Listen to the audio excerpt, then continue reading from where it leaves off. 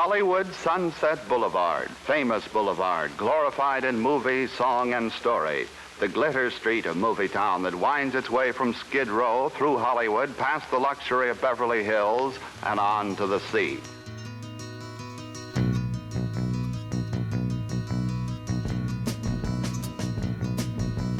Where are you walking? I've seen you walking. Have you been there before? Walk down your doorsteps, you'll take some more steps. What did you take them for? There's a private in my boat and he wears fizz instead of medals on his coat.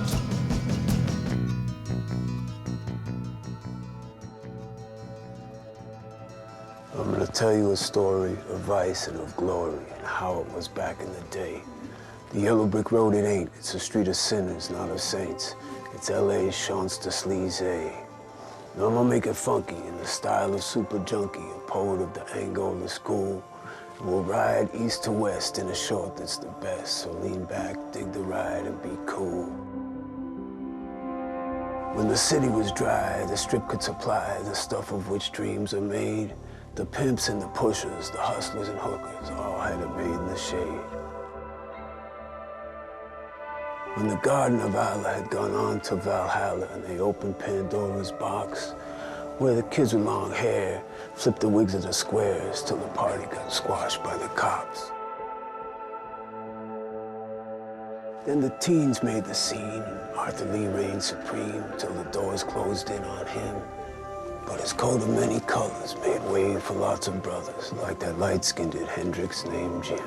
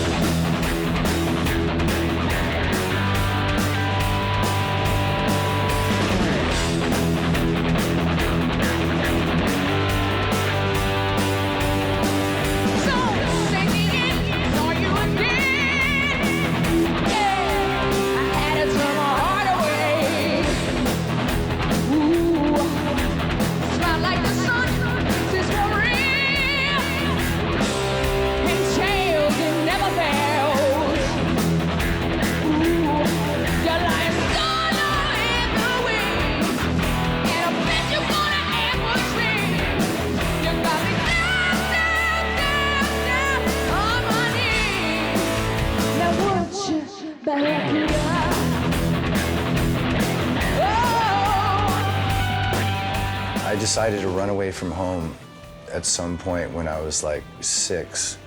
And so I took a big wheel and I rode it all the way down Laurel Canyon to Sunset. That was my first real adventure.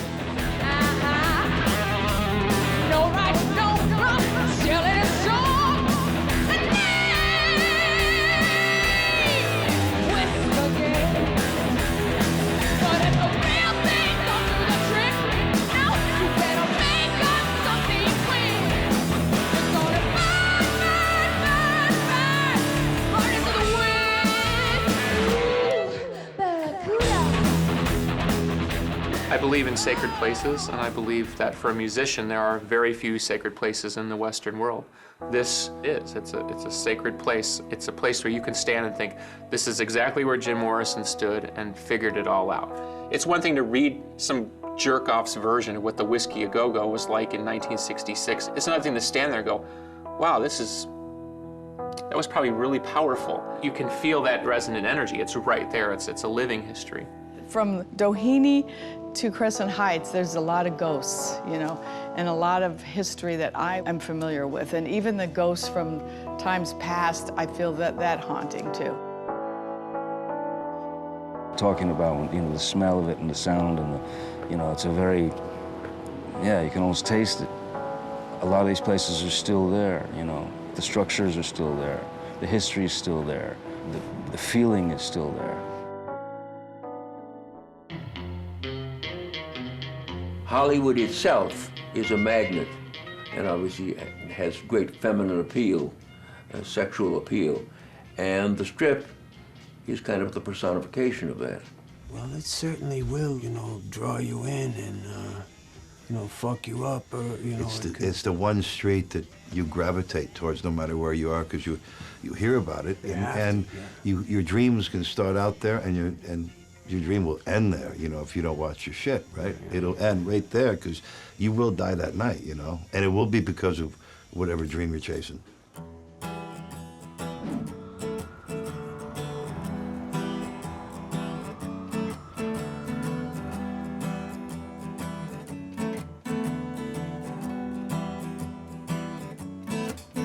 On the first part of the journey, I was looking at all the life. There were plants and birds and rocks and things. There was sand and hills and rings. I've been through the desert on a horse with no name. It felt the social milieu and the history of Los Angeles creates a unique atmosphere for a place like Sunset Strip. I don't think it could happen anywhere else, not in the way that it developed. When you go back from the 20s and a little dirt road to being this glamorous pathway of movie stars and nightclubs, segueing into this whole other era in the 50s of being kind of, you know, a semi-hipster hangout, and then segueing into the 60s where, you know, that legacy continues on.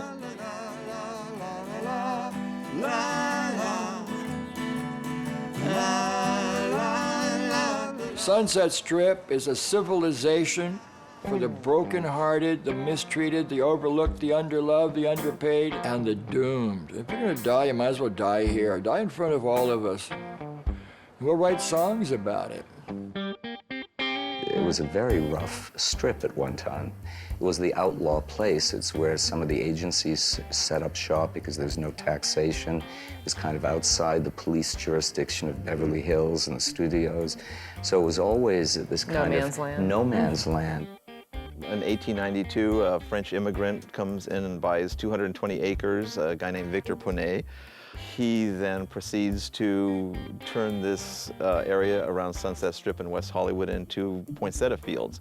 Still, you know, you have, you know, basically a lot of undeveloped land with small trails that turn into small little roads. Sunset Boulevard then becomes this place between the proper city of Hollywood, where all the filming is being done, is now a gateway to a development called Beverly Hills. Most people think that the Sunset Strip is named because of strip clubs on there, which happened later, but it really was because it was this little strip of road that went between the two cities. We are in the center of the universe in the 21st century. You see a city in ruins, Hollywood, USA, but once upon a time it was great. Crescent Heights and Sunset Boulevard. And in 1946, I came to this exact location with my father, and we went down to Schwab's, which is this way, going towards Hollywood. What soda fountain was it? The one at Schwab's drugstore, up on Sunset Boulevard. Schwab's? Schwab's. Schwab's, thanks a lot. The only place I really miss was Schwab's.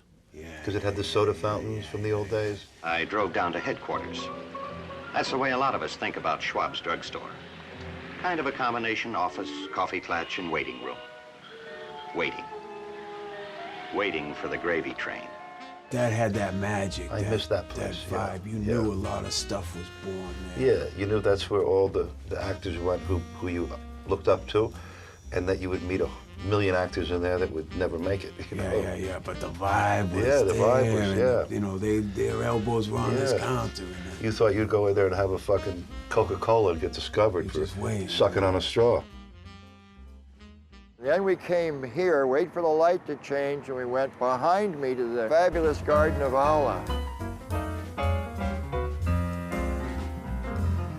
The senior Robert Benchley had a really nice villa there. The guys wanted to smoke opium in his villa. You're the lookout. I had on my miniature sailor suit. There I am with my little boat, and my dad says, when the cops come, scream and start acting like a moron 6-year-old, and we'll flush the shit down the toilet. You got it? Yeah. They went upstairs, and they laid down and did the pipe.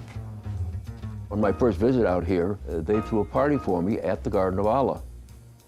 And I was very much aware of the history of the garden and the many famous people and celebrities from the Algonquin and people from New York. It was a bohemian atmosphere, which was named for Alla Nazivima, who was a famous silent actress. Her most famous film is called Salome, and it's a beautiful film, but it ruined her because she used her own money to make it, which is not a good idea.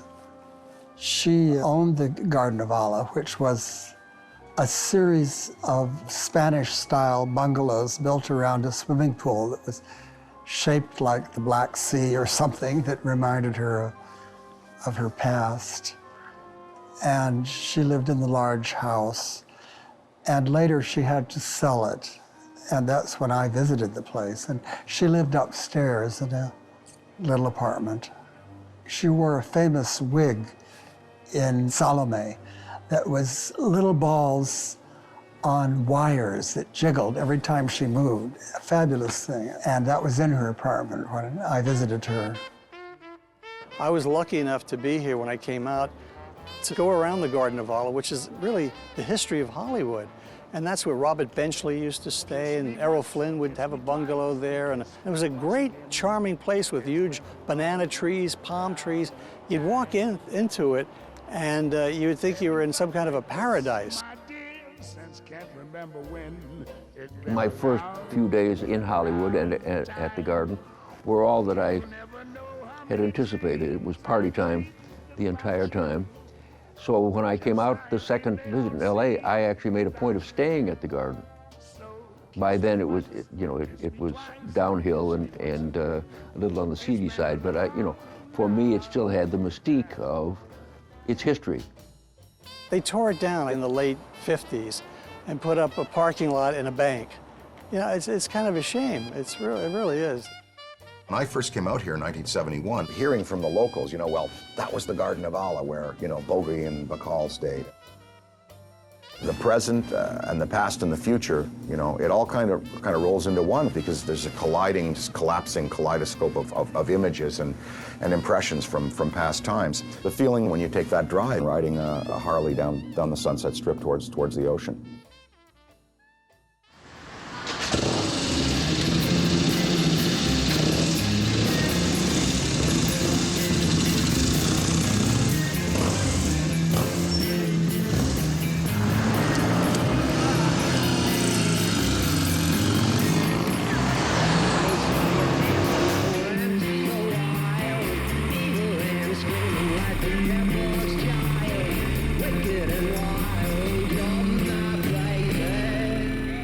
That strip is like where you leave and where you come back. Taking Sunset to the beach to go up, PCH. You go for a ride, you come back, and when you're going, you're coming through Beverly Hills and then you're coming up on the strip, it's like, that's when you go like, okay, we're back.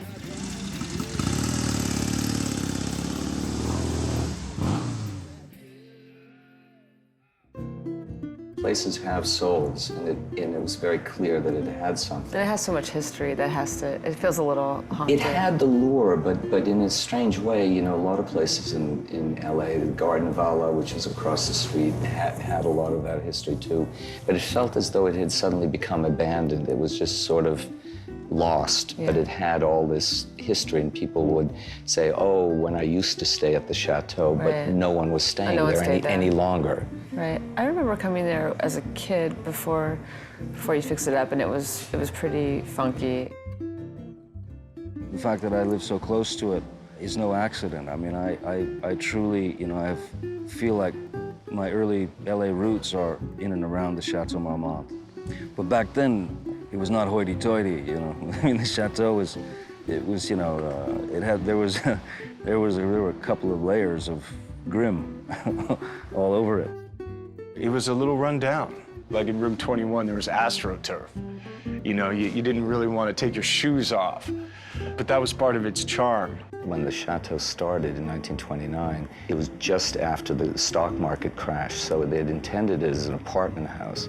But they ran out of money and no one wanted to move in, so they ended up furnishing it with all these furniture from all these estates up in the hills. That's why the lobby had this look of very eclectic, old pieces that came from that time. So when we sort of resuscitated the whole place, it was very much looking at those old historical photos. And then as you went up into sort of the penthouse, and we sort of decorated it in this scheme of what, for example, Howard Hughes lived there in the 50s, so it was sort of like what would be the high glamour of the 50s. There's nothing nicer for me to feel like if I'm at, say, the chateau, sitting in a place where I know 40, 50 years ago, great writers, great artists, great musicians, not just the whacked out stories and funny stories and drug stories, but just sitting there writing a script or working, you know, maybe working on a tune or working on new material, whatever. I love sitting there. The Chateau Marmont became a kind of home. Thanksgivings and having Christmas and then having friends stay. And it felt like my unsafe safe harbor. Tonight it's quite cloudy, but I think you can see the view pretty well. It brings out a dark side, a kind of fun dark side of people. I agree with you. And it's something, you know, I think a good hotel tends to do that. I think unhinged. Yeah. It can be dangerous, or it can be very creative or very productive, however you want to cast it, but certainly it invites and encourages kind of an extreme. And don't you ever forget it, you fuckers, as the children say nowadays. You know, I've had some, you know, some really great, crazy, wild times there, and some that probably overstepped the bounds a little bit personally, where you just have, you know, some emotional blowback. Back in the 80s, you know, late 80s, when I was living there, basically, there was this one guy he was the night guy. You'd come in at, you know, whatever time, and, you know, good evening, Mr. Depp, how are you? The chateau was loaded with characters, you know. But you have those kind of guys still, like in Dimitri, you know, certainly. Dimitri's, he's a special one. My name is Dimitri. I'm the Metro Hotel at Sunset Tower Hotel. My job is to create little moments, just a little snippet, little moment, and they remember that moment, and hopefully they remember forever. Then I've done a great job. It was built in the middle of Hollywood, you know, on a sunset, and for many, many years was sticking out. It was one only tall building in neighborhood, and it was nothing else, you know, and where these people, you know, that was apartment, and even right now as a hotel, you know, they're not, these artists are not just staying for one night or two, no, they stay for a while, you know, to create. Here in LA, people come to, like, hang out. It's like a retreat, you know. People will kind of actually, locals will actually move into the hotels. I think that people will come into a hotel and sort of get lost.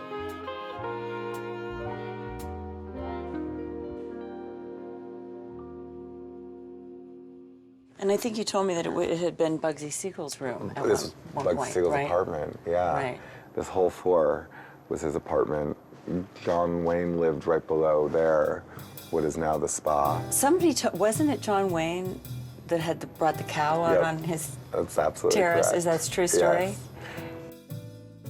The penthouse, Howard Hughes lived there. I lived there. Sharon Stone lived there. Elizabeth Taylor lived there. Diana Ross lived there. It's a suite that obviously attracts a special energy. On clear days, Mr. Marlowe, you can see the ships in the harbor at San Pedro.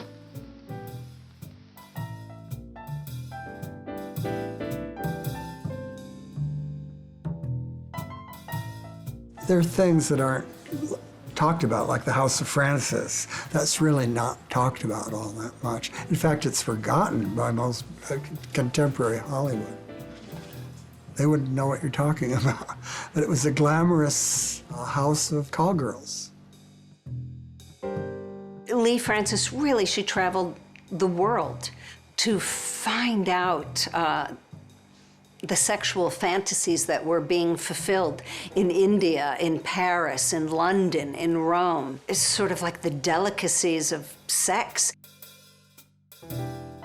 In Paris, one of the practices was to pour 9 different kinds of wines and liqueurs into 9 orifices of a woman and to sip it out of each orifice.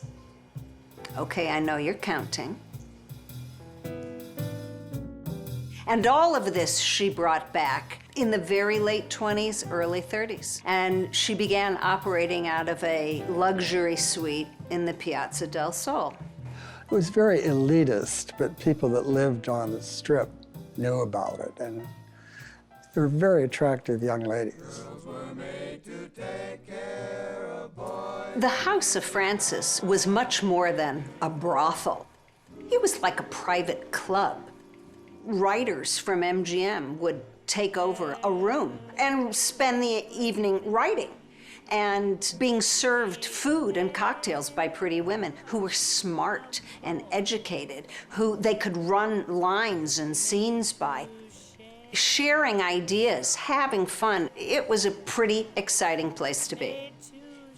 But there was some pretty dark sex going on. Certain people went in for the bondage and that sort of thing, and whipping, and so there was a soundproof room for that. Anything you wanted, you could have there. Women often were there in the lobby, partying, eating, drinking. Women also went there for sex. It wasn't just for men.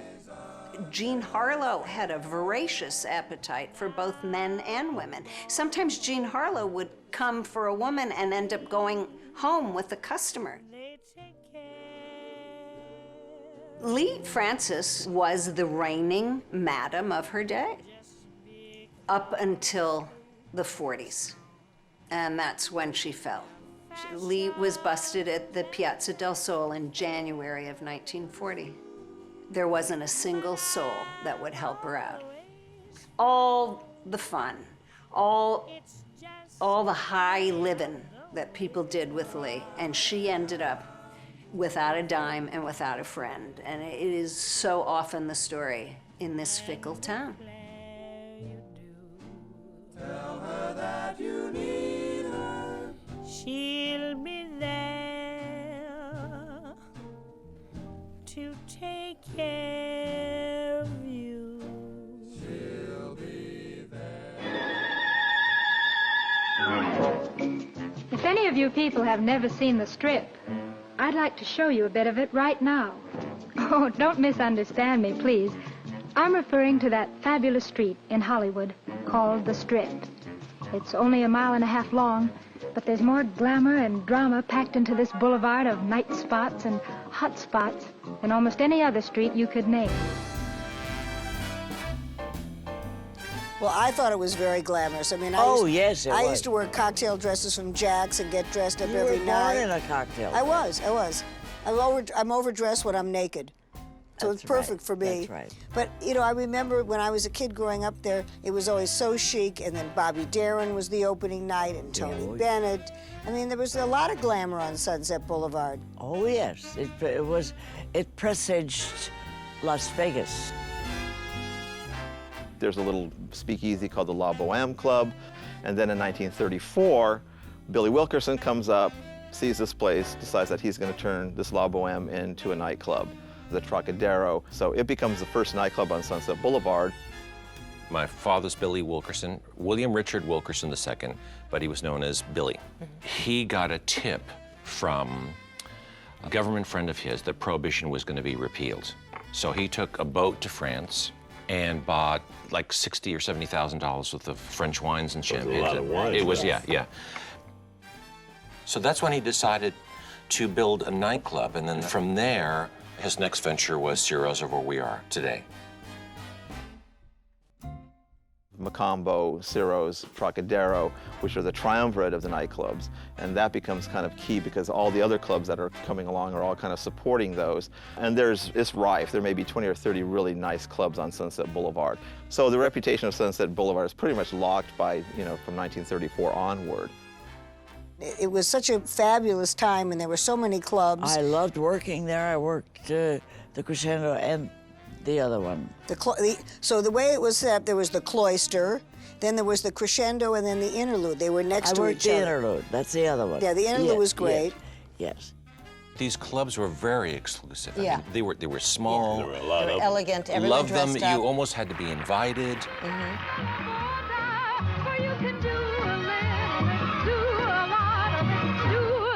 As you please. Try it.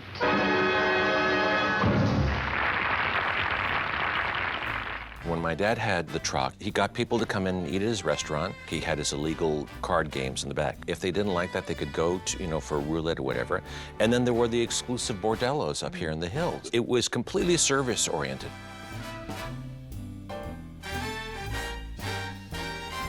Los Angeles being LA in the 1920s and 1930s, you have a police force that is easily bought off.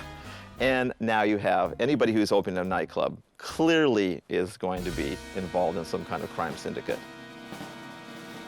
One of the most colorful and notorious gangsters in the United States in the late 1940s was Mickey Cohen.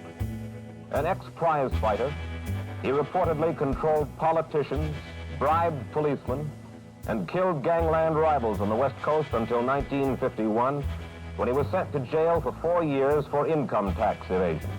Mickey, you say you've never mixed with prostitution, you've never mixed with narcotics. That's right. You have made book, you have bootlegged. Most important of all, you've broken one of the commandments. You've killed, Mickey. I have killed no men that didn't deserve killing. Of course, it was an out-and-out war. It was called the Battle of the Sunset Strip.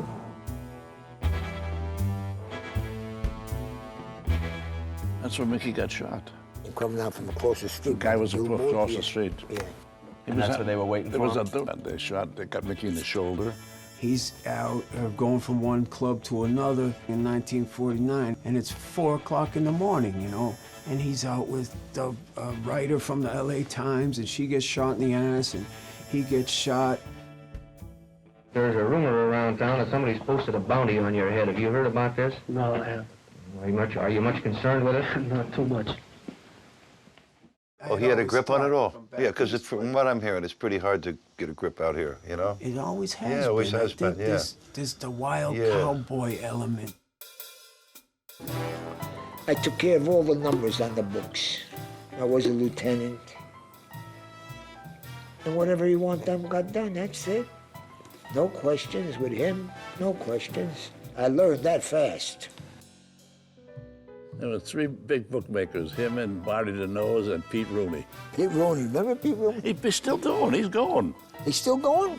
Stronger than ever. So he had Sneaky Pete. Where your club is now, the Cat Club? Yeah. It was a steakhouse. Yeah, steakhouse, yeah, Sneaky Pete's. Mickey Cohen had a little casino in the back. He had a couple 21 games back there for a while. The police were always watching him, following him and everything. So he would walk around and stop traffic because everybody knew who he was, The chief of police was Parker at the time, and he had the intelligence squad that didn't arrest anybody, watched everybody. And the one fella, the big guy from Oklahoma, Otis, was tough as nails. I mean, he did what he wanted. Otis, oh, that son of a gun. Bitch. He was always on my... Otis. They stopped us, and they would take Mickey to the front of the car, take me to the back of the car. Why don't you start running, he said. So I could shoot you. He said, go ahead. He was a piece of garbage. Oh, yeah, go ahead, run, he said. He was a piece of garbage. And I did just stand there and say nothing. Otis. He used to call us you Dago. Oh, yeah, he was, I don't know how tough he was. I don't know how tough he was. I didn't care how tough he was. I never saw him in a beef or nothing. Yeah. But he was, he was nervy son of a bitch. Well, he had the badge and a gun. That's right. We had Gagadi, we had this. You gotta understand one thing. When you walk into the fire and come out unscathed, you're part of the thing. And that's what you gotta expect. You gotta be careful, you gotta keep your word, honesty to me is the best policy in the mob. I don't care how mad Mickey got, he was always honest. Mr. Cohen has realized from his experience, and he so told me, that the one big lesson he's learned while he was in prison was that crime doesn't pay. As I understand it,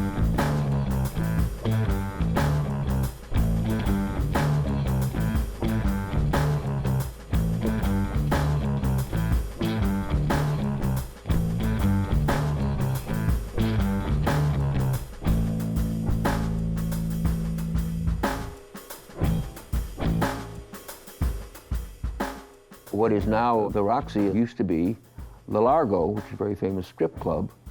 Miss Beverly Hills performed there, Candy Bar. There'd be lines, am I right? Lines to get in. Did Mickey go there? Because he was involved with Candy Mickey Bar, was, right? when I introduced him to Candy Bar, he was in there every night. he took out Candy, took out Miss Beverly Hills. He's funny.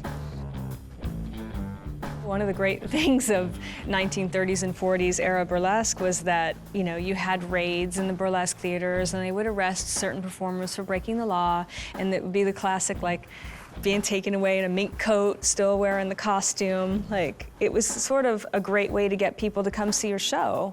Everyone wanted to come see you if you were breaking the law. So a lot of women climbed to the top billing by, you know, bringing the house down in whatever way she could. It was about titillation and sex. Burlesque had a whole style to it. The important thing about the strip tease was not the strip, it was the tease. And, you know, it was magic.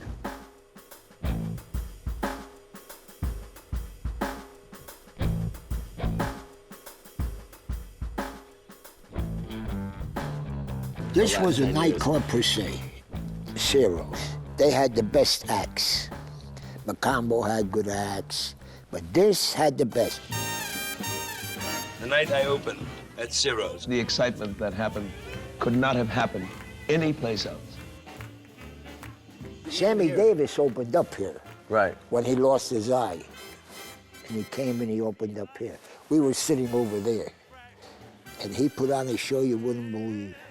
This place went crazy because they'd never seen anything like And everybody after the Oscars was He here. danced, he then did impressions, then he played everything in the band. I think he played every instrument but his coat, because he was supposed to do 15 minutes. Yeah.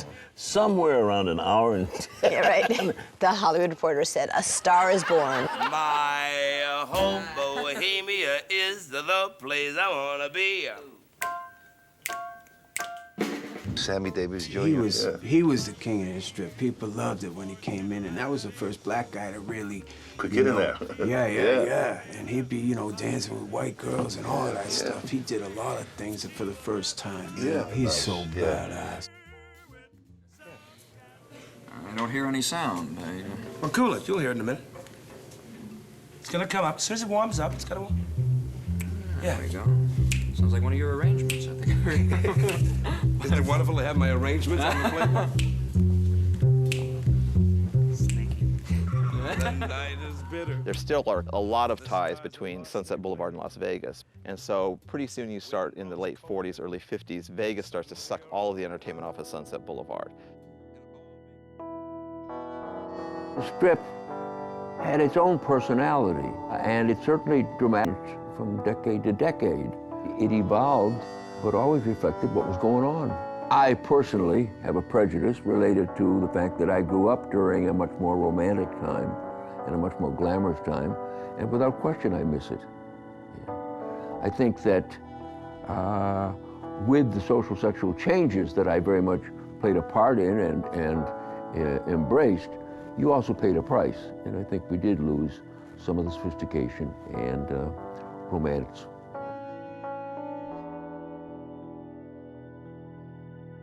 Ciro's kind of closed down in the dark period of the family and the nightclub kind of went down at the same time, early 1958. That was in my memory as a young girl, the dark period of the 50s. And nightclubs were kind of over. But something bigger was changing in the culture, and it took a while to see it really change. Once the glamour of the 40s and early 50s started to fade, I think it was headed for a youthful explosion.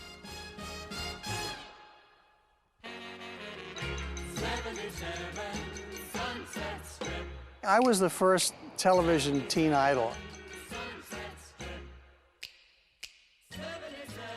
You know, it was like at the height of the popularity, it's probably almost like Elvis, you know, at his top of his game. There's not much you don't dig. Way I dig it, you dribbled out of your place looking real bombed out, like traumatized. You'd had it, Dad. Do I always have to bring you on? Cookie. Cookie, yeah, it burns, man, yeah. We don't remember that shit. We only Yeah, know remember that this from finger reruns. snapping, yeah. But we all had them little combs back then, Oh, yeah. hell yeah. Yeah, they don't use them anymore, do they? I do. Yeah, you do. You're the last. Don't leave home without it. Yeah. You got it on you? Look at it. Look at it. Show them, man. Fuck it.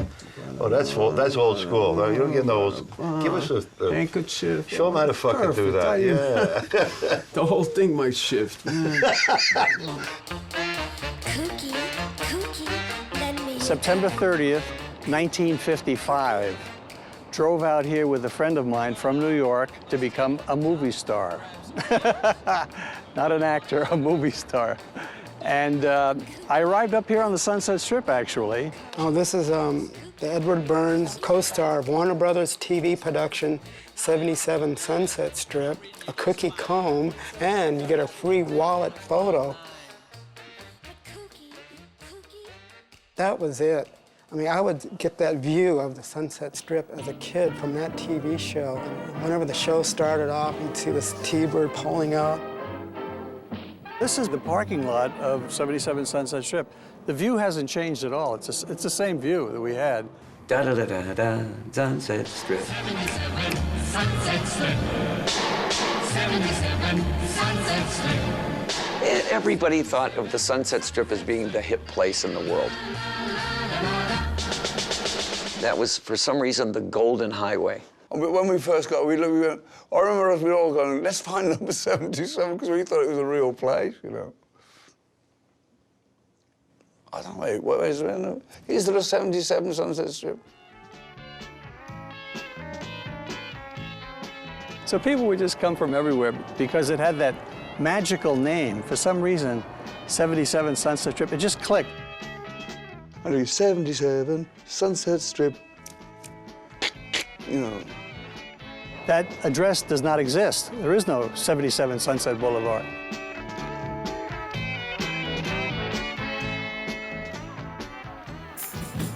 The days of the super glamour stars seem to be gone, and the super nightclubs have changed into hangouts for hippies and teeny boppers. Tonight, recorded live at the Whiskey in Los Angeles.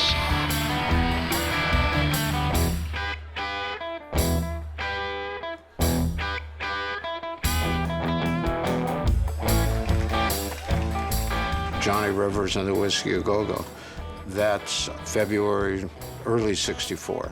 And then, you know, Live at the Whiskey was the album that went to #1. Every night, lines up and down the Sunset Boulevard, which hadn't happened in those 3 or 4 blocks that became famous as a strip with the Roxy and the Whiskey and the Rainbow later on. So that opened up the club era to rock and roll. And here's the world-famous Whiskey A Go-Go on the Strip, a favorite dancing spot for both the mods and movie stars who want to get it on. Let's drop in and see what's happening tonight.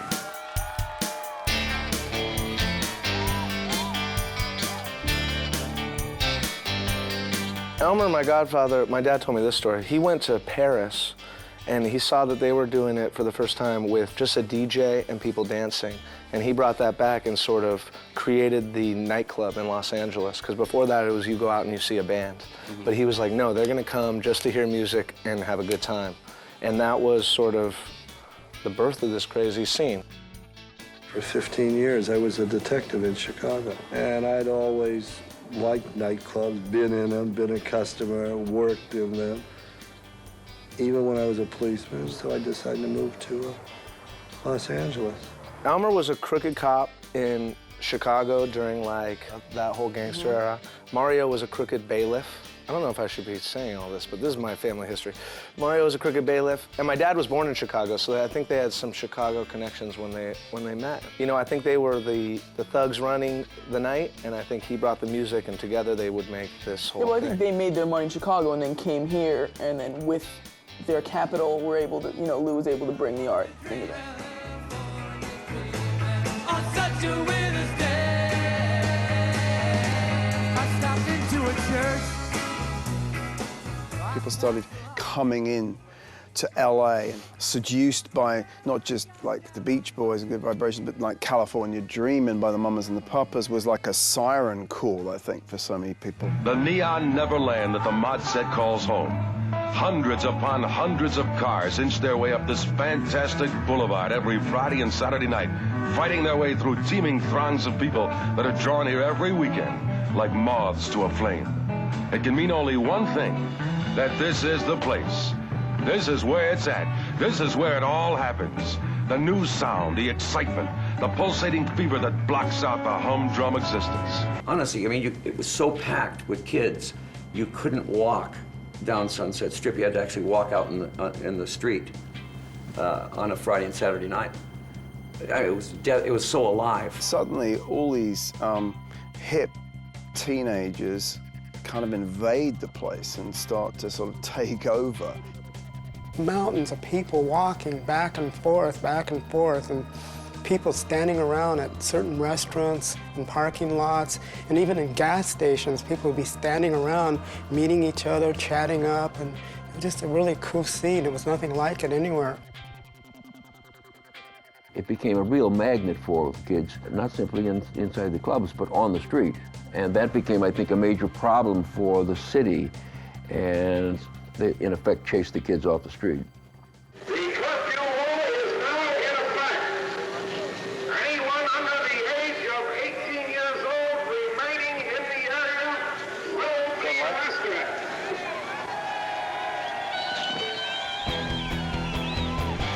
There were at least 3 big buses full of sheriffs. There had to be a lot of these guys, and I could see them. They had their helmets on and everything, and I thought, far out. Looks like it's gonna go bad. I could see these guys all running, but like soldiers on a run, marching run, force run, running west. Tons of these guys. I don't know, all with their little helmets and batons. And I got some close looks. You know, you crank the telephoto, you watch, click, and you see scared eyes. Really, these guys were scared shitless. Because some of them were 19 years old. And they'd never been in this kind of thing, and they believed everything they had heard in the papers, that there were massive riots going on, and cops were getting clubbed and stoned and all that. When you smoke a joint, you don't go out with a club and stone people, period. The protest was against closing our club, the Pandora's Box. It was like a little house on an island in the middle of Sunset Boulevard. And it was our favorite place to go. A lot of local bands played there, and we had this gigantic protest. And you know, in those days, there were no cell phones or phone machines or anything. It was all word of mouth. And somehow, the thousands of kids who hung out on the strip all showed up that night. And we had signs, and we were chanting, and it was all about us against them, you know. They didn't understand us, and we thought we were going to change the world. It was a revolution. But I was coming in from Laurel Canyon, and we got about a block away, and I see kids, and I see a line of cops lined up like they were like Roman centurions, and I went, turn the car around. I don't even want to go in there. I seen all I need to see, and I wrote for what it's worth on the way back.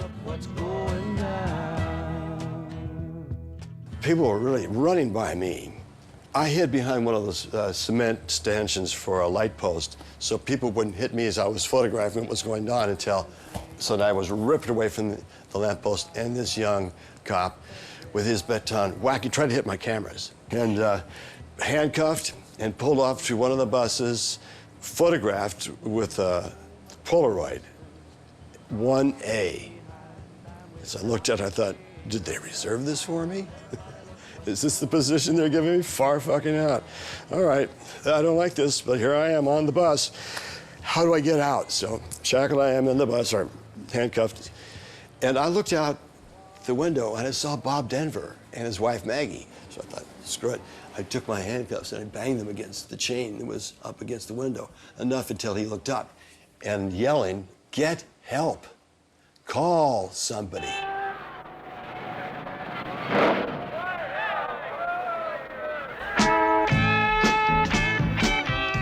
You hear the legends of Sunset Strip, and you hear well, of course, the riots put it on the map, I think. But it was all part of that whole 60s revolution, music revolution, and it all seemed to come out of LA. I mean, a lot of the people that, the beginnings of rock and roll with not show business backgrounds, you know. We were babies in that sense. You know, we were trying things, you know, because we didn't have any rules. You didn't know that you couldn't do that. You didn't know that you could do Pee Wee Herman on a Monday night, and you could do, you know, Bob Marley and Cheech and Chong the rest of the week, you know, so. We just mixed it up. Fabulously freaky. Rocky Horror, Pee Wee Herman, they all did stem from music, though. I mean, there is this culture of music on the Strip, and I think that box is not this big. It's really this big, and I think you're able to fit a lot of stuff into it. At the bottom of it, there's a song there. I think as a musician, what we learned about this building and a lot of what was going on in this area was the art of sharing. And our musical legacy of certainly Fleetwood Mac was greatly affected by being more open, less judgmental, and entertaining that anything could go. And I learned that here. You know, we learned that here.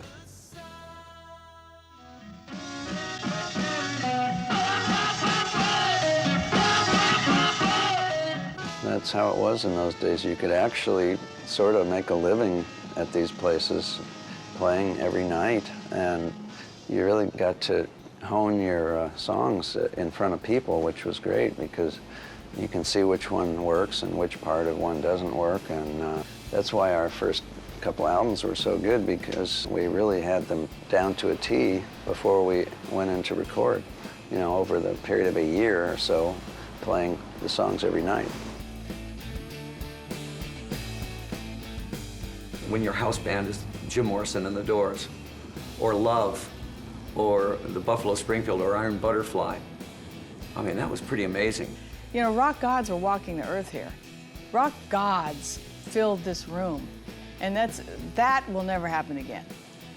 You know, this small space, I saw The Who play, Jimi Hendrix, Led Zeppelin. I mean, in this small, tiny little space, The Who. Can you imagine how they filled it up? I mean, it was just, you were pressed against the wall, you know? This booth right here is the Mamas and Papas booth where they would hang. But right where you're sitting is where I was sitting the night Hendrix played for the first time in LA. And it was amazing. Everybody was standing on the table, so you had to stand up in order to see him.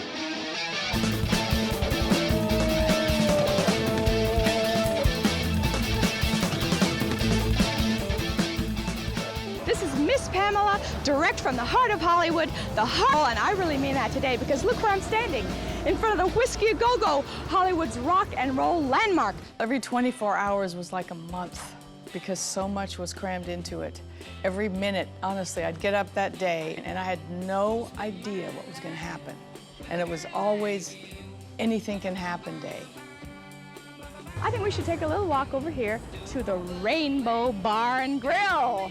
Now, this is where everybody winds up every night of the week to just rock out, hang out, have a wonderful time, and just get loose. First time I came to the Rainbow was like 73, the year after it opened. If you've been coming here for a while, you get into it, you know, the ambiance, if you'd like me to say an artistic word for it, the ambiance of the place, yes. It's got a lot of history in it for rock and roll, you know. I mean, it's the whole history of rock and roll just about, you know. And it goes back even further than that. I met Judy Garland met Vincente Minnelli here. And Joe DiMaggio met Marilyn Monroe here, you know, when it was that Italian restaurant, right? Sinatra and Dean Martin used to hang out here, so it goes back a long way, you know. You know, I used to park my bike outside the Rainbow on a Friday and Saturday night and literally just sit on the bike, and 10 minutes there'd be a bird on the back and I'd be off. We'd be getting blowjobs under the table at the Rainbow. It's a fucking dinner place, you know? Like, what is, like, I can't, and because they had these little nooks and crannies, or you could go back in the corner and you'd be having just a raging party, and nobody would ever come by and be like, you guys can't do that here, are you crazy? No one would say anything. The bathroom, under the tables, out and back in the alley, like, nobody, like, I can't even imagine that happening right now. I mean, I had my cock sucked everywhere, behind the Roxy, in the bathroom of the Rainbow, behind the whiskey. You name it, there weren't one place I didn't get me cock sucked. Nothing mattered. There wasn't AIDS, there wasn't, you know, people just ripped it, man.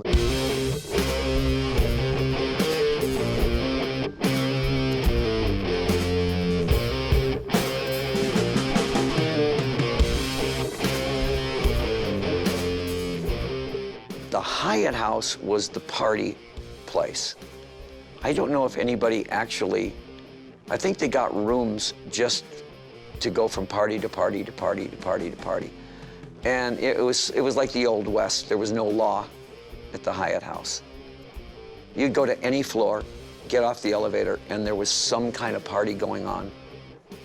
And you go to the next floor and there was another party going on. But this was 24 hours a day. It was the insane asylum.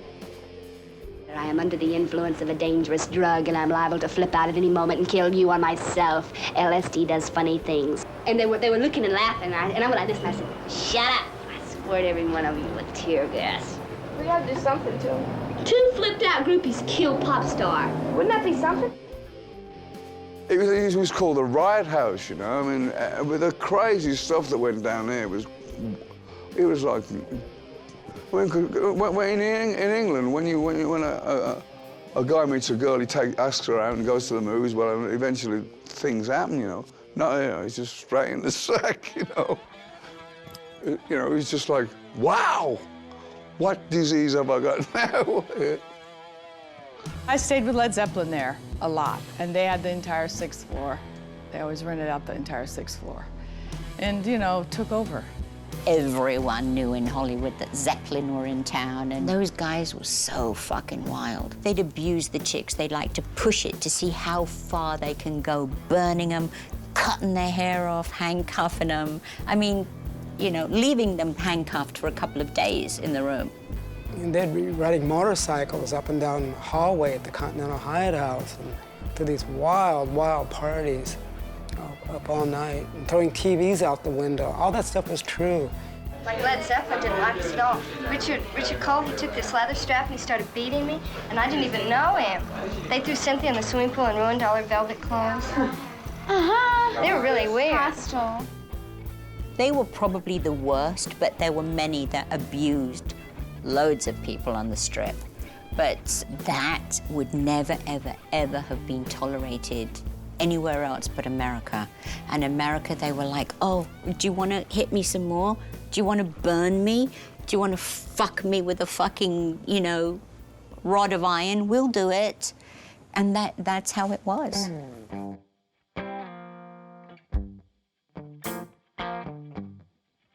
If you stay insane and you stay in a magical place and you float, you're not going to ever die.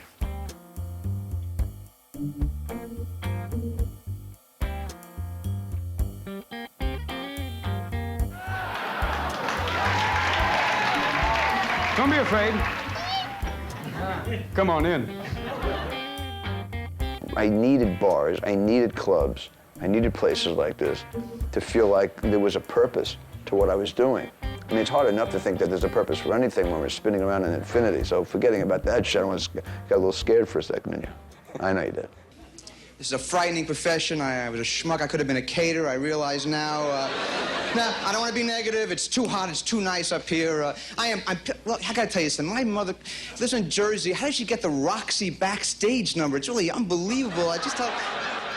No one knows where the fuck we are. We don't know why we're even doing anything, you dig? So, anyway, it's good to have a clubhouse. And there were a lot of clubhouses on this strip. When this was Ciro's, I'm telling you, this place was jumping. The thing that the different eras had in common, where you had cocaine, you had young people, you had alcohol, you had Keeps going free back to the morals. drugs. You know, but that's what made the place, the people who made this thing happen. The public came to see all of us. We were all crazy. I was studying for the ministry. I have no idea what you're talking about. The Comedy Store, I mean, walking in there when you're 20 years old and you're, you know, like this kid from Iowa, and seeing those names on the wall and the pictures, and there's Letterman and Robin Williams and there's Steve Martin, and it's just impossible. It's impossible that you are there. There was a method to the madness. You had a place to work. You had to fight to be a part of it. To be part of and you had to fight to be a part of it. You had to be that's good. why the people packed this place. When Pryor would play here, you know, on like a weekend, it was like attending a heavyweight prize fight in Vegas. I was a cocktail waitress at the Comedy Store from October of 1980 until October of 1981. And that was the explosion of stand-up comedy. Old man trouble, please to stay away from me. Oh,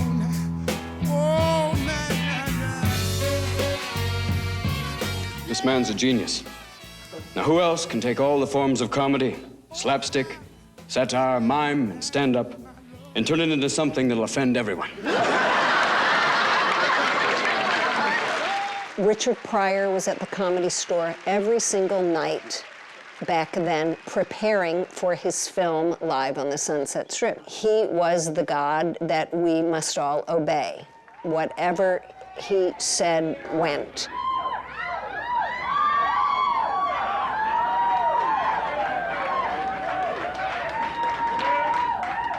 Thank you. I want to know the two people who first did coke, and one looked at the other and said, "We're not going to tell anyone about this." I think it was me and Richard Pryor. When I first came out, it was Sam Kinison and those guys, and they had guns, and they were always doing coke, and I'd never seen it before. And I thought, man, his stand-up's a lot tougher than I thought. I think I did too much! I did too much!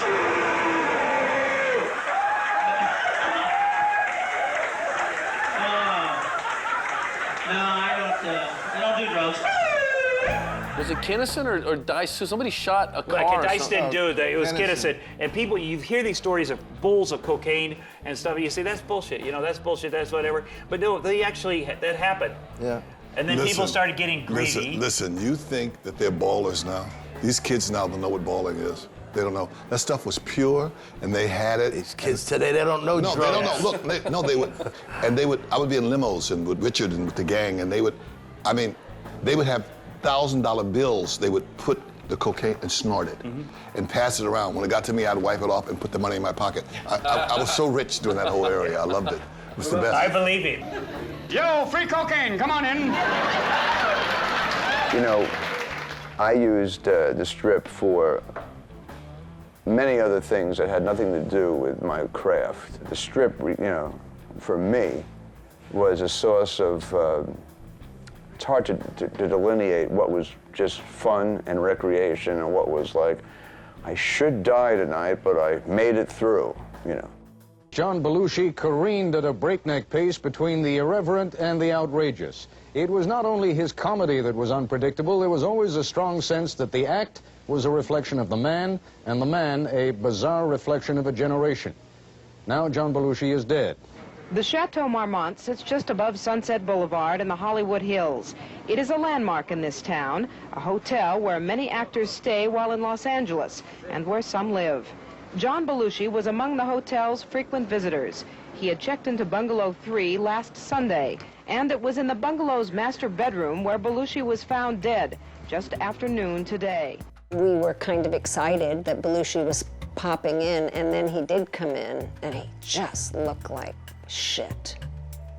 He just looked like hell. He was trying so hard not to do coke. He actually had to hire people to keep people with drugs away from him. March 5th, 1982, my partner passed away. or was taken by what we can say is an accidental drug overdose. You know, Belushi was a warhorse. He could smoke more than anybody else. He could drink more than anybody else. He could eat more than anybody else. He could take more drugs than anybody else. And Belushi died? I mean, people were freaked. And Richard Pryor was one who was freaked. And Paul Mooney, his writer and dear friend, who had tried so hard to keep him sober, had Richard up against the wall saying, "Man, don't you get it? This is what they're saying about you. Everybody thought that would be you." Richard Pryor was on the wagon. Richard was clean. I know what that means. I've been on it a couple Okay, good.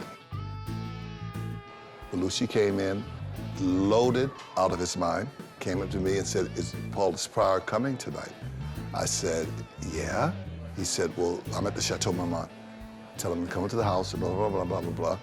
And then he left. And then Richard came in, and I gave the message. I said, "Richard, don't go up there to the Chateau Marmont because they're all up there. And you're on the wagon, and you'll get off it if you go So up there." you saved Richard Pryor's life. Yeah, and I said, no. I said, "Go home." And he did go home. And that's for real. He went home, and the rest of it didn't happen. Yeah. Richard would have went up there and been in the middle of all of it, too. I don't know what to say to you, you know? I mean, I see you here. You all look beautiful. And I'm sober. And it's a real strange feeling being sober because I got nothing to do tonight but go to sleep.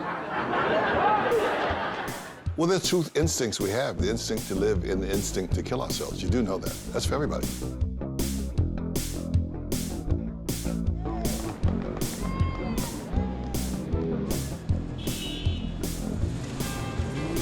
Living or dying in L.A., it all happens here, it seems like. Hey, man, what is this place? I got something better for y'all.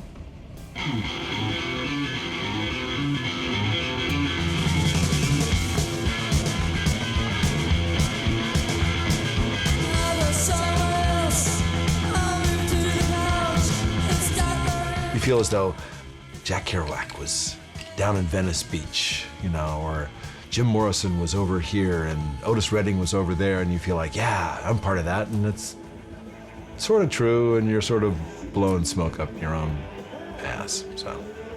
But I think everybody had a sense that we were doing something.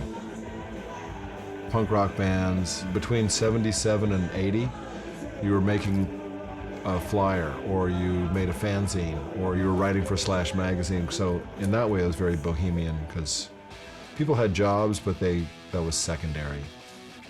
It was pretty crazy.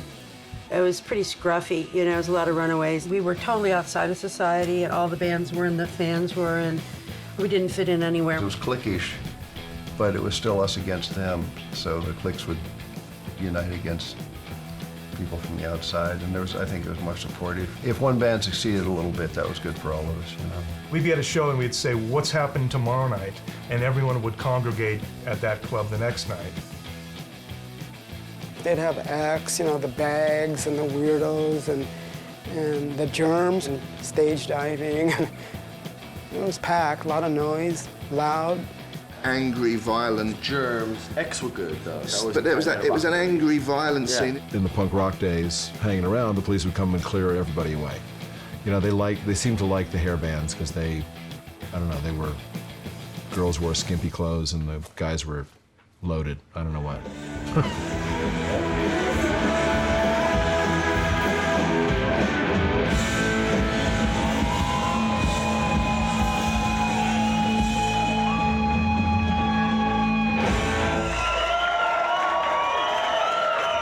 Sunset Strip, baby. It's time to go round and round, yeah? Do it. Early 80s. 80, 81. 81, 82. It turned from the punkers walking the streets and everything into like all the rock bands. Like over a summer.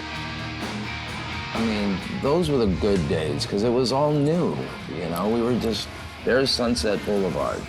Have at it. Between the Roxy and the whiskey, it was just like a parade of freaks walking up and down the Sunset. Metalhead! The Rainbow being kind of the epicenter of the whole thing, the meeting place. So there was like a whole scene of people just like walking from show to show, coming here to get a drink, going to another show, and It was like a street festival every night. I mean, there was a time when hanging out in front of all the venues was probably more fun than actually being inside. I mean, I would say the street life of Sunset Strip was really, really happening in the 80s. All through the 80s, actually, it was great. You didn't have to go anywhere. You could just walk down the street, and it was fun. Everyone was hanging out, flyering. It was good. Poodleheads on the Strip, it was a nightmare. There It was horrifying. This is post Motley Crue now. So it was a nightmare. Pay to play, that whole fucking nightmare. Just I'm when sure that- everyone would What like... year? This like is 1988. That's when I moved here in '88. That's when I moved here. Yeah. That's when like That's when the every strip idiot just wearing... magic Playing the Roxy, April 7th, headlining. We have pins for you. Rio, you gotta wear them. There you go. That's the band scene. You really, if you wanted to come to LA and you didn't have anything to do, you just come to the Sunset Strip, and there were so many Talk to people and people and- dressed crazy, you know, of all different types of rock genres. It's like too many long hair. There's no more Too much punkers and deaf Too much rockers. spandex. Too much of the same thing. Too many glam dudes. Yeah. But it's basically just all sex. Yeah. It's all sex. That's the basic meaning of the strip. Sex. Sex and rock and roll. It's total decadence, you know. Total sex and decadence, you know. There was that one point in the 80s there where like people kind of stayed away from the Strip because it was so that like glam rock era thing, you know what I mean? So if you didn't have teased hair or whatever, they had kind of taken over this whole part of the Strip. Well, I think that's why we all hung out here, because we weren't in that scene. You know? Yeah, so we had to have a little place to, you know, hide We were out. lost in the past. Yeah. Ladies and gentlemen, you fucking broke it! You fucking bought it!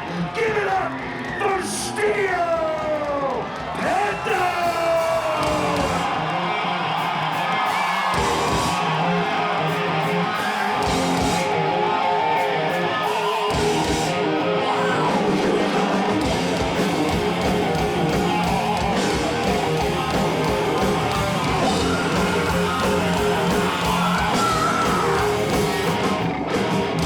It's been 11 years we've been on the Sunset Strip. We're the longest running heavy metal weekly show in the history of the Sunset Strip. I wanna fuck some bitches tonight. 2, 3, 4. Like that. That's fucking awesome. If you're into heavy metal, like we all four are, this is the only place to be, is right here. Right, you know. Or during the day, you could, if you're not doing anything, you could go to the zoo.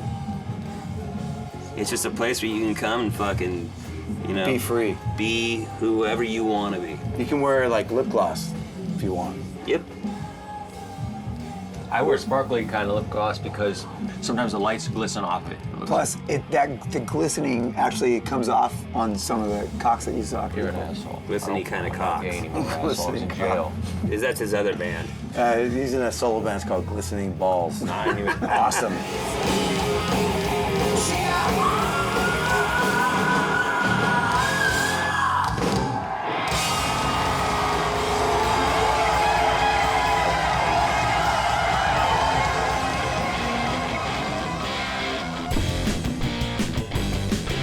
The whole hair thing happened, all the hair bands, 100 of them. And I got into that whole scene. I had long hair, I had the Harley Davidson, I was in shape, and I had a couple of solo albums out. And, you know, this is pre-AIDS, and all the birds looked like strippers, and it was great. It was rocking. There were people just It- up and down the it street. was Everyone was hanging out, crazy. flying. I mean, That it was wasn't the my best scene. time. I wasn't in that kind of band, but I lived around here, loved it around here always, and that's what was going on at the time. It was truly rocking back then. All the bands were kind of in like a community, handing out flyers at the next show, and every bar had something going on in it. That went on for about four years, maybe 3 or 4 years, and then It was positive. And then Nirvana came along, and it all ended. Then the whole grunge thing, dirty-looking people started. And just, yeah, somehow grungy and somehow gave the perception that it was uncool to be, you know, here, which was, it's all this, we all know it's all man. the same stuff. Yeah. It's, you know, instead of spandex, it's flannel. It's all the same. It's But that is a time, and it's because people dying of drugs and people getting AIDS, that time is just gone. Because, I mean, when you hear the term sex, drugs, and rock and roll, that was it. I mean, that really, really, really was it, you know? That was the last time it was like that on us. And people won't, you know, now it's not cool to say, hey, you got drugs. You're like, okay, you're a weirdo. It felt real hollowed out. Like, people come back and be like, you guys want to do some blow? And be like, no, and they'd be like, kind of depressed, like nobody to party with, you know? Grunge at that time, although it seems very kind of cozy and cute now, completely annihilated everything that hair metal stood for. It was sort of a joke. It was like more like cartoon characters coming through the door, you know? We didn't want to be part of the cartoon. We were sort of blowing the cartoon up. And so yeah, the Sunset Strip we encountered was the sad face clown version of it. You know, like, oh, it used to be so fun. Now it's not fun anymore. When grunge took over metal, and it did, it really knocked it out, we were kind Why of... do you keep saying that? It's like you Because it's keep really... reminding you. It's like being dumped by a girlfriend, and then somebody keeps bringing up how you got dumped by your girlfriend. Well, this is how... It's been 20 fucking years. I don't want to hear that anymore. Let me finish. Jesus. I swear, I see people walking up and down Sunset Strip, and I'm like, seriously, have you been in a fucking time capsule? Like, I mean, there was so many different generations of things that have gone on in music and things that have happened, but you're still stuck in like 80s hair metal bands. And that's kind of what I love about this trip, because it's, you know what you're getting.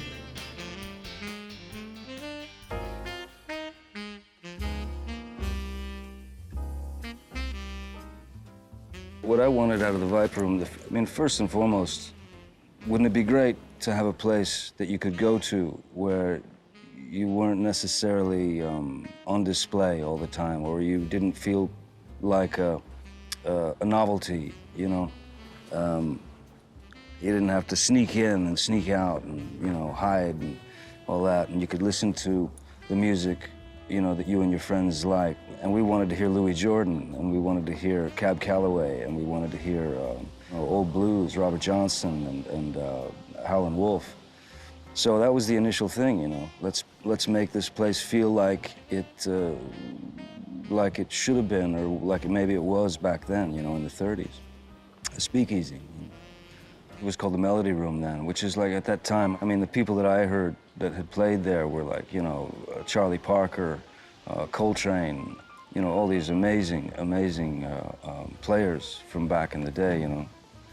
So, yeah, we were all very excited about the history of the place.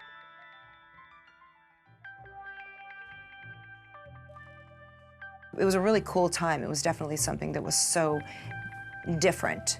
The Viper Room paved the way for everything, for where I am today with the Pussycat Dolls. There's something so amazing about the intimacy, performing for such a small crowd, and every single person is just feeling it. The Pussycat Dolls started as an underground cabaret act, really. I remember Johnny saying, "This is why I opened the club. I've wanted this, you know," and it had only been open for like 6 months. He said, "I'd love for you guys to come and perform here, and maybe you can do like once a week kind of residency." And I'm like, oh my God, this is amazing. And that's how it started. And then we were there for 10 years.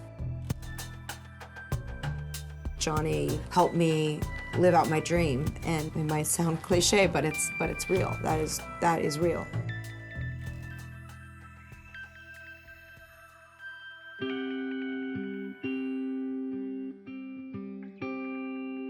Young film star River Phoenix died early today outside a popular West Hollywood nightclub.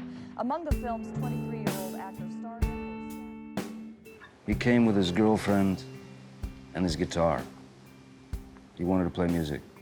You know, for me, I mean, you know, you couldn't erase what had happened. You couldn't erase the memory. You couldn't erase the tragedy. And also this place that was, you know, basically just a bar, a club, that started for all the right reasons, you know. Suddenly there was this cloak over it, you know, this, I mean, talk about mystique, talk about, you know, the idea that, wow, you know, there's something weird at the Viper Room, you know. It became this kind of dark entity for a lot of people, you know, this mystery that they, you know, thought, oh, there's something evil there, there's something weird there, you know. And when Johnny Cash came in and played in '94, I believe it was, it was like a great cleansing. It was like he'd performed this exorcism.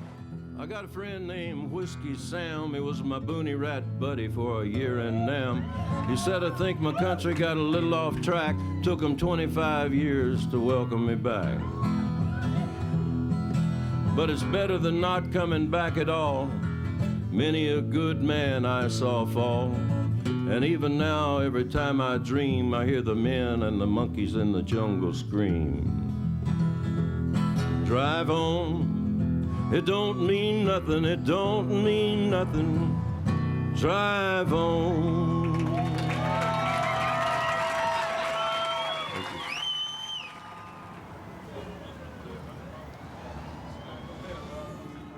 You really start to have a history with these people, and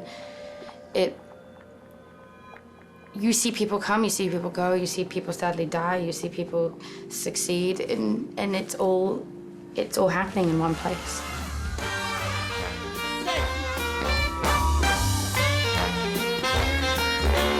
"13 men and me, the only gal in town. You know, 13 men and me, the only gal in town." This club means so much to me because it was not only on the Sunset Strip, but it's the first place I ever actually sang in my life. I won't tell you where I've been. I did everything for the first time on Sunset Strip. Everything. Everything. I even feel like I lost my virginity on the Sunset Strip, even, and I had my first getting drunk. I went to my first club. We weren't Hollywood kids, we were Sunset Strip kids.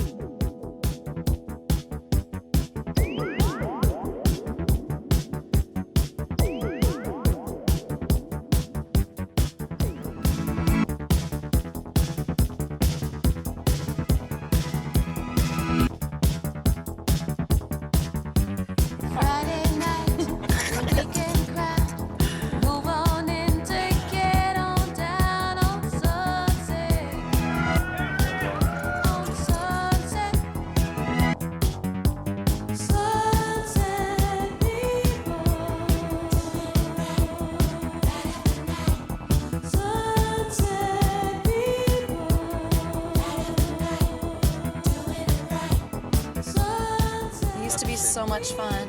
I used to love going out on the Sunset Strip.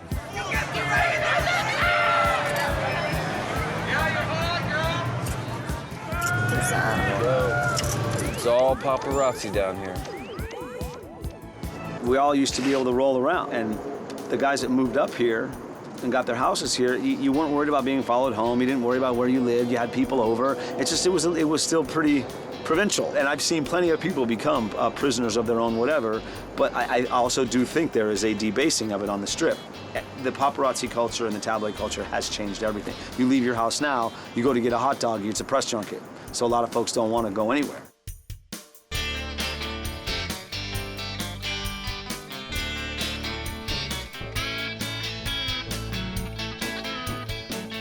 It is what it is, and I came up here and I call this home. So even if it was just a bunch of burned out shop windows and whatnot, I'd still feel a sense of belonging here and all that. I think one of the biggest things that changed, Tower Records closing.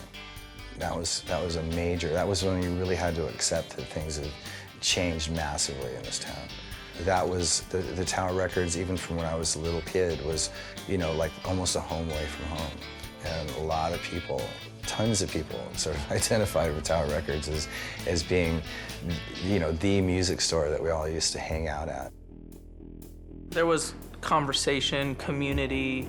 There was something in like driving out of that parking lot and holding up the CD on my way out when my friend was going in and being like, I got it, and that was, things were more local. They were more in, right here. Tower was much more than a record store. It was really a haven for music lovers everywhere. Just seeing the listening booths, seeing the immersion in music, it was so special.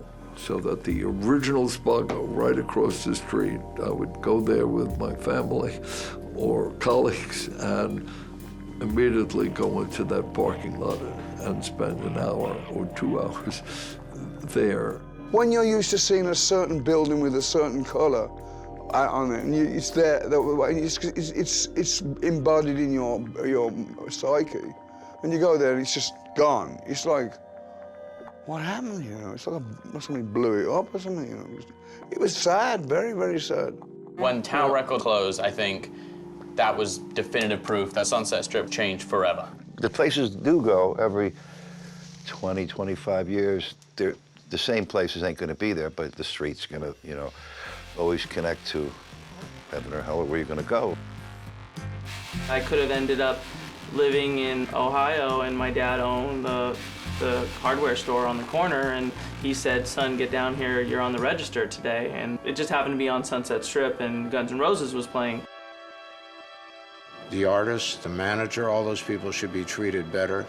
That was why the Roxy opened. But Elmer had done that at the Whiskey for years before that, and Nick has seen it, seen how it was operated. And it was very easy for him to then be that kind of a club owner. Then at the end of the day, you have the Rainbow, which is a combination of our family, and you have the Roxy's a family business, and the Whiskey's a family business, and Tamasa, the Japanese restaurant, is a family business, and believe it or not, Hustler, they live in the community, they're a family business, and the Cat Club's a family business, and not for a year or 2 years or 5 years, but for 20 years and 30 years. It's like this tree and the roots of this tree, and how this handful of families have now our generation led to our kids' generation, and then it's going to go again, hopefully. So it's like all these generations of us have grown up together. If you were to do like a family tree of Sunset, it would be very incestuous. I think we all kind of realize that we are a family, and it's pretty cool to see, you know, the clubs initially made the Strip. Now, it seems as if the Strip and its history is making the clubs. I think we were kind of forced to make it something that we thought was cool and something that we were all into, and not something our parents showed us or grandparents showed us. It was like, we want to make this our thing. It took for a new generation to come in and make that happen, and I think for a while we were a machine and we were churning. It just kind of wore on itself, and then we kind of looked and was like, oh, well, we actually have to like start discovering music again. It seems like there's a new iteration of the essential fantasy of what the Sunset Strip represents every few years. I don't know whether there ever will be again. We're now at a place where it's sort of sponsored and commodified, and the Sunset Strip has just become like a kind of museum in a sense. I'd love to think that it could be revived and reborn in some way, but I'm not quite sure how that's going to happen.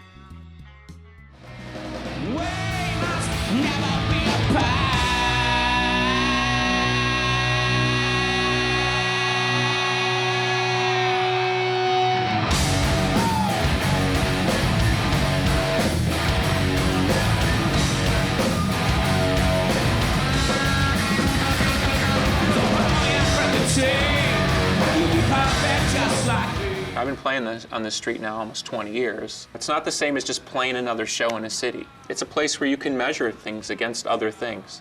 Maybe that's not always a public understanding, but personally it means something.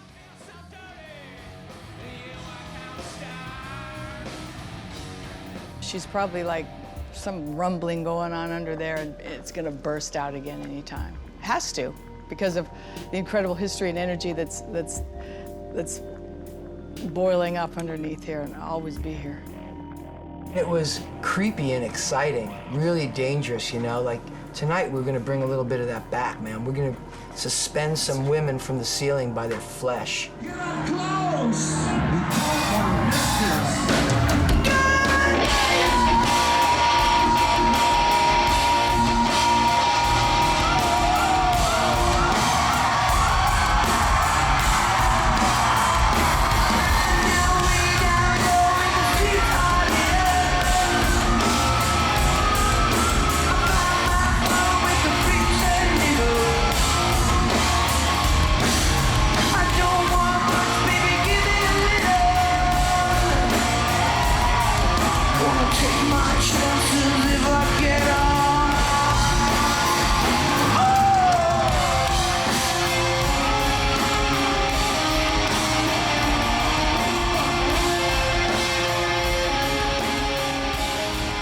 person that comes in tonight and is standing in the front row and is looking at their favorite artist and they can't believe that they can touch their shoe and they can hold their hand, and that's all that matters, that one moment, you know, and that moment will live with them forever.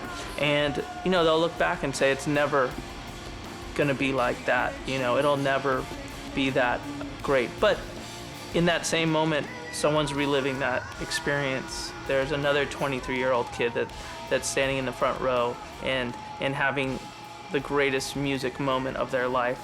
And then that's gonna happen again the next night. And I think that's been happening probably for Since Frank Sinatra. Yeah.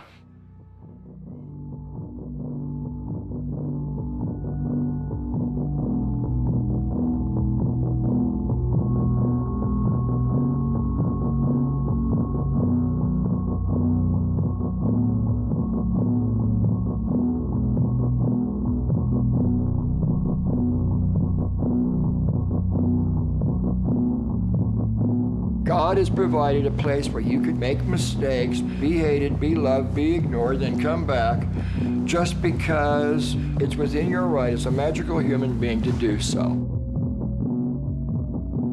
You make your last stand in Eden, and this is Eden.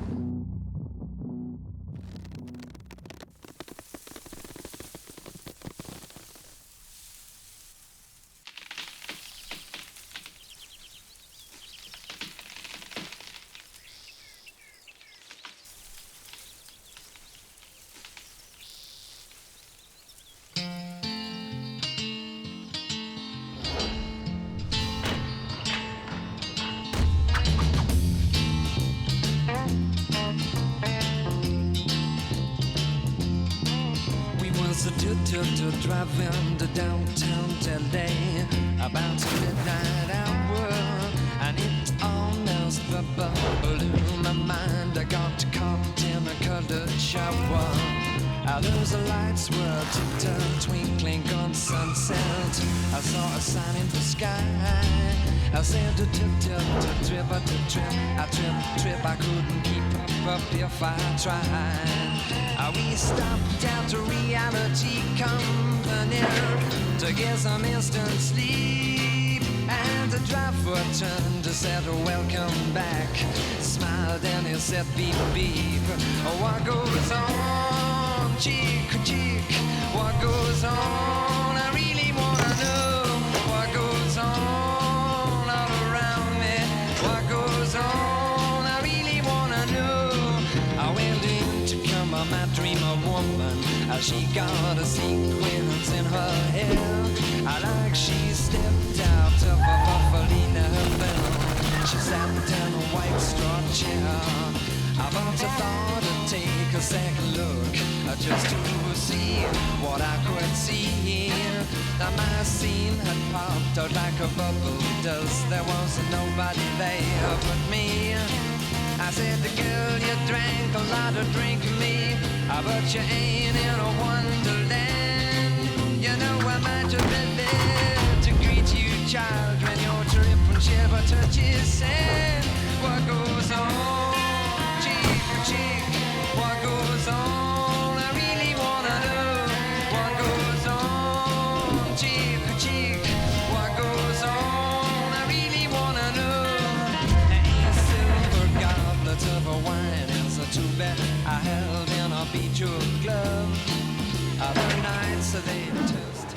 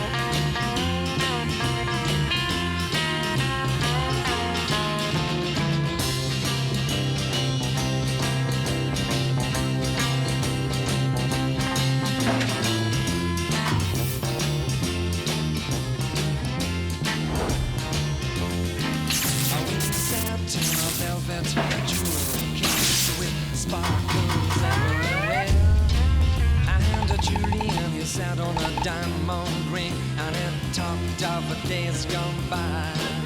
We spoke of a common kaleidoscope and the pros and the cons of Zen. And he spoke in a set for a piece of cake. He really did have a yeah. About the Dylan, he said the man had to broken hourglass in his hand. And the June is sat in a white lace looking cool with a black lace fan. Oh, what goes on, cheek to cheek, what goes on, I really wanna know what goes on. Yes, please tell me what goes on, I really wanna